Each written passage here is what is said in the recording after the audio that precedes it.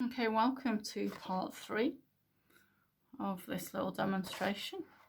So you've got your objects in front of you and you are ready to draw. If you do really want to get more of a close-up, and it is really nice to go up close-ups, you could actually spend your time placing and arranging something to go in front of you like so to draw from, and there is nothing wrong with that. That is quite nice to do something like that, and it may help you draw a more interesting picture. So you're very welcome to do things like that, and I welcome it if you do. And if you have enough pieces of paper, I'm very tempted to draw from that now, because it just seems easier in some ways, because smaller sections means less for you to faff with. So I am going to turn it around a little bit so there's more in front of me, and I quite like this, even though my viewfinder is not very straight. It's because I've got this lovely diagonal running across from the halfway point just towards here, which actually is slightly off centre. The balance is slightly off centre when you've got a diagonal going on here. So the balance, even though most of it is like weighted there, there's that little gap and there's a little bit over here, and it just seems to work quite nicely. You've got a slightly different view from me, which, it's hard to really express, but there. Now, what I'm going to do is do my wonderful little grid again. All artists at some point have to use these little tools to help them. They're there for a reason. They were devised for a reason, to help us draw things more accurately, and it can make things quicker. If I had everything underneath, I could be able to see a little bit there as well of the other grid underneath, but it's going at a different angle, so it doesn't matter. So I'm going to put in the strongest line here, and I am going to mark it going all the way up there. I haven't got it in perfectly. As I keep saying, I don't get things in perfectly straight away. It takes a bit of time. People can draw really fast if they're practicing and drawing all the time. It's really, really fast.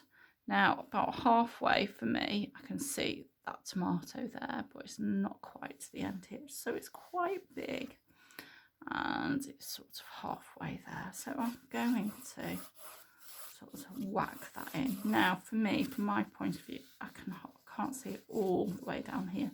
And then I'm looking at the negative space. I'm looking at the gaps between and around the tomato to actually see what's going on. And I can see, for me, the tomato is going up to this big line here. So I'm getting it in roughly. Oh, there's nothing wrong of getting it wrong straight away. That's how things go. So I'm just getting that in roughly. I still haven't quite got this right. It doesn't matter. I know at this point I've got a bit of the little, I don't know what they're called, part of the stem here. So I'm just going to put them in line. Okay, and there's a little bit there. So I know roughly where it is, and I know it's going to bunch up onto that. Behind, I've got bits of the tomato. So I am again looking at the negative space. So I'm looking at the gaps that I've got, and I'm realising, oh, not quite right. Sort of goes here and here. So I am checking everything all the time. I have part of this tomato, part in, part out. So I am going to start putting that in.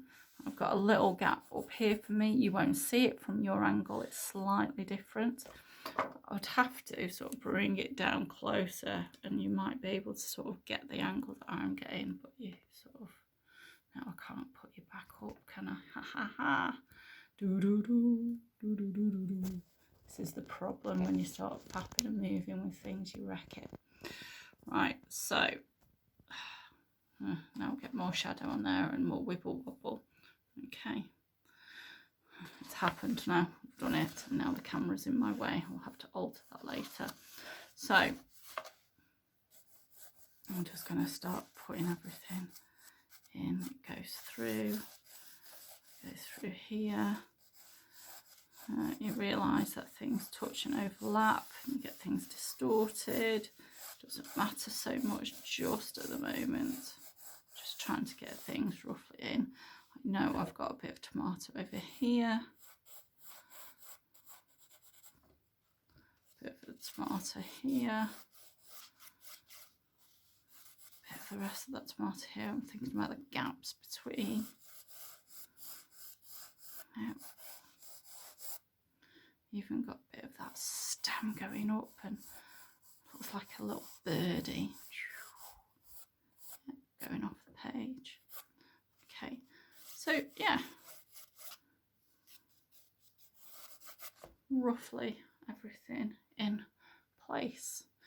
Okay, so that's my little close-up, and that's the end of part 3.